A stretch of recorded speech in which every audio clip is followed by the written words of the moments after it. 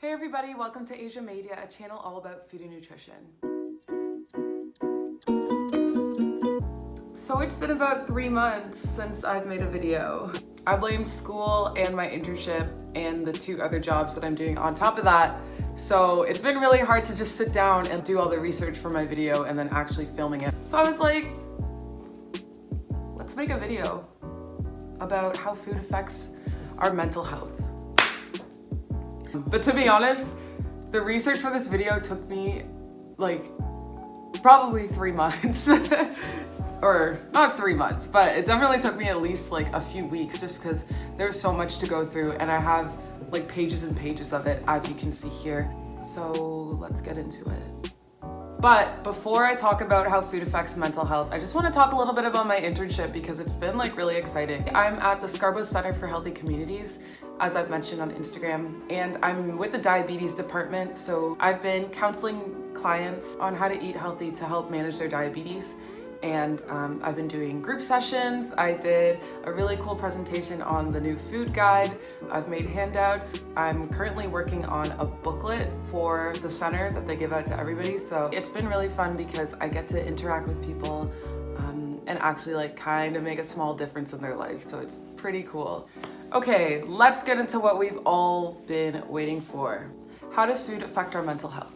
Basically, there has been a lot of research around this, and it's pretty well known that there is a relationship between the food you eat and our mental health. So most of the research has revolved around depression and anxiety, but there are quite a few studies about other mental illnesses, but depression and anxiety are the most common ones that I came across in the literature, so that's what I'm going to be talking about today. So the first study that grabbed my attention is called the SMILES trial, and it was conducted in Australia and published in 2017. The reason why this study grabbed my attention is because it is a randomized control trial. So basically, it means that they had a group of people following a certain diet and a group of people who weren't following that diet.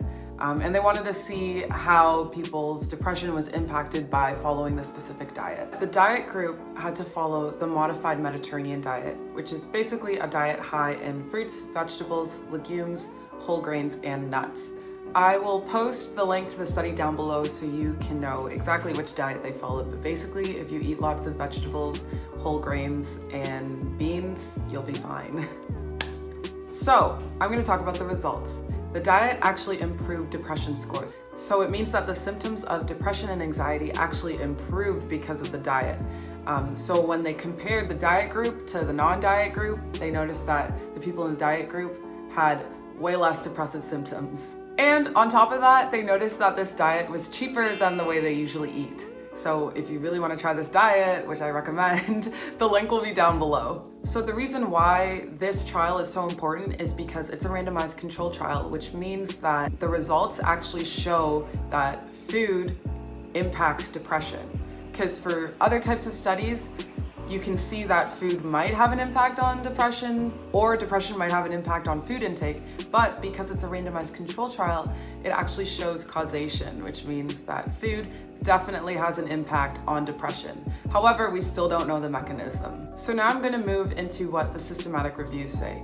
Basically, a systematic review is just taking all of the studies on one topic, and then they draw conclusions from it.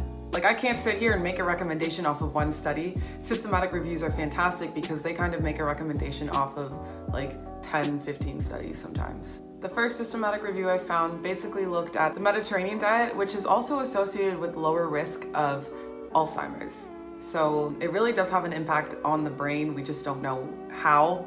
But basically, it looked at the Mediterranean diet and depression, and it showed that those who followed a Mediterranean diet usually had a lower risk of depression. Because there are so many different types of studies, these conclusions should be taken with a grain of salt because there could be other things that impact depression, not just diet. So these people who are following the Mediterranean diet could also just work out more or could also be going to therapy, but you never really know.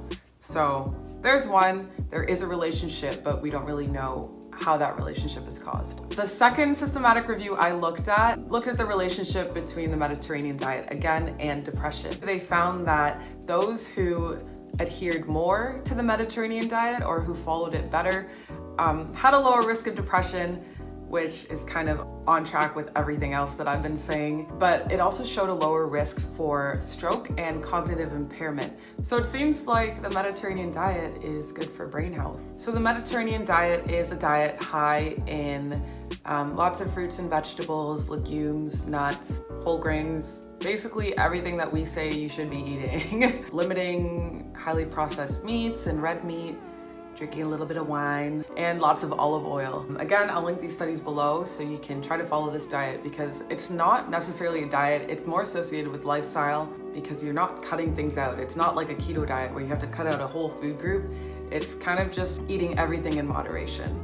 The next systematic review that I looked at was basically comparing healthy diets to Western diets, and they saw that people who followed a healthy diet had a lower risk of depression. Following a healthy diet reduced the risk for depression by 15%, whereas following the Western diet, which is how we typically eat here, super high in processed foods, showed no effect on depression. And this healthy diet mostly consisted of lots of fruits, veggies, nuts, legumes, whole grains, fish, you know it, I'm gonna keep talking about it. So that's the healthy diet. Again, seems like eating healthy really influences brain health and lowers risk of depression. The final systematic review I looked at, and this is the last time I'm going to be talking about any studies, looked at a bunch of randomized control trials put together. So like the SMILES trial, but a few more put together and drew conclusions from that. So this is really, really good evidence. It said that a diet high in fruits, veggies, fish, and fiber, it always comes back, showed a lower risk for depression.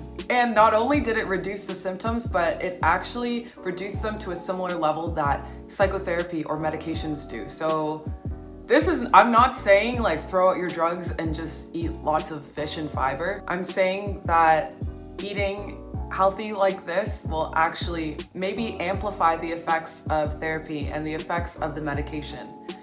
So definitely don't throw your drugs away, keep taking the drugs, but also eat healthy because it might amplify the effects. So again, all the studies are going to be linked below so you can take a look at them, but I mean, the evidence is really showing that there is some sort of correlation between eating healthy and mental health. And when I say eating healthy, I'll simplify it. It just means eating lots of vegetables, fruits, whole grains, making sure there's fiber at every meal. You can have some nuts, and definitely eating lots of fish in place of like steak or more processed meats. And fiber, if I didn't already say that, because I mean, there's nothing wrong with eating lots of fiber. It's fantastic for you. It does everything, and it keeps you healthy, normalizes your blood sugar levels and your cholesterol levels. So like, why not eat more fiber? So now that I've talked about all the studies, it's all the boring stuff, I'm kind of gonna try to talk about the mechanisms, because I also got questions about the gut-brain axis, which is a paradigm kind of trying to explain the relationship between the gut and the brain. It basically means that the microbes in the gut have been communicating with the brain, and the brain has been communicating with the microbes in the gut. And the microbes mean the bacteria, good or bad.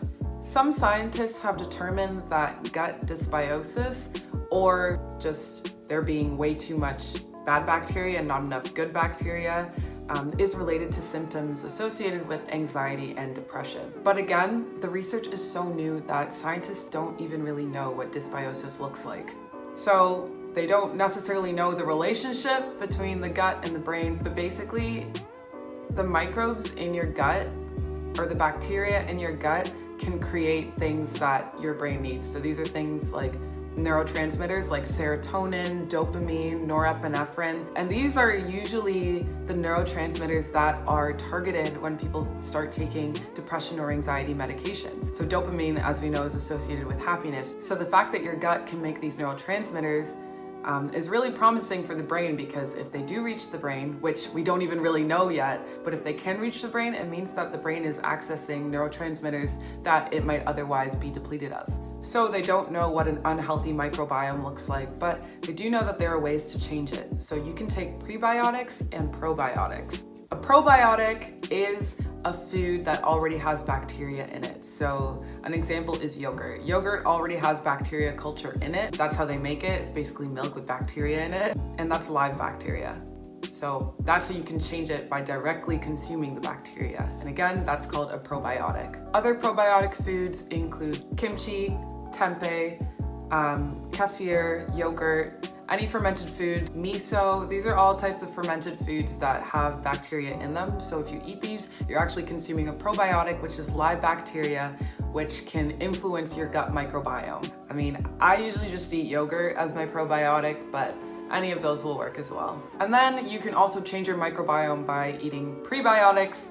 This is basically soluble fiber. I really need to make this fiber video because I talk about it a lot and I feel like I haven't given enough information on why it's fantastic, even though I talk about it in every video. But a prebiotic is basically a substance that the bacteria in your gut thrive off of. So when you have fiber, the bacteria in your gut uses that for energy. And then from there, the bacteria are able to make the neurotransmitters. And your body really needs fiber, especially the bacteria in your gut. This will prevent the dysbiosis that I was talking about before. If you don't have fiber, you're not giving the good bacteria enough energy to stay alive. So once they peace out, you're giving so much room in your gut for the bad bacteria to move on in. And you don't want that because again, dysbiosis has been seen to be associated with obesity, arthritis, and then even symptoms of anxiety and depression. So you want to make sure that your gut is healthy before you can take care of everything else. You're going to want to be eating probiotics and prebiotics. Probiotics are the fermented foods, yogurt is one, and then the prebiotics are soluble fibers. Basically, the prebiotics are food for the good bacteria. Vegetables, fruits, all that, prebiotics, you're good on that. So I looked at a lot of studies that show that consuming prebiotics or probiotics, either as a supplement, like taking a pill, or like in a food, actually are associated with better brain activity, better mood, less of a reaction to negative emotions or moods, which is something I need. And then it actually showed that consuming pre or probiotics would reduce exam stress. So that's pretty cool. And it just shows that there's such a relationship between the food you eat and your brain health, mental health, all of that. It's all important. So I recommend starting with your gut first and also taking your medications and going to therapy, as well as eating healthy. In conclusion, there is a lot of evidence to support the brain-gut axis paradigm, which basically means that the bacteria in your gut can interact with your brain health and your brain function. And also eating more fiber definitely supports the activities of the gut. So it's really important to eat fiber. But again, there's still so much unknown about the relationship between the gut and the brain. However, eating lots of fruits, vegetables, whole grains, and fish and fiber never hurt anybody before, so I think you're fine to follow this diet regardless of how it impacts your brain health. But definitely the research is right there in front of us saying that there is a relationship. We just don't really know how it works yet. So yeah, I really hope you enjoyed that video. Thank you for watching. Subscribe to my channel if you haven't already, and definitely check out my Instagram page because I'm more active on that than I am on this right now. Yeah, that's pretty much it. Thank you so much for watching this video again, and I will see you in a few weeks.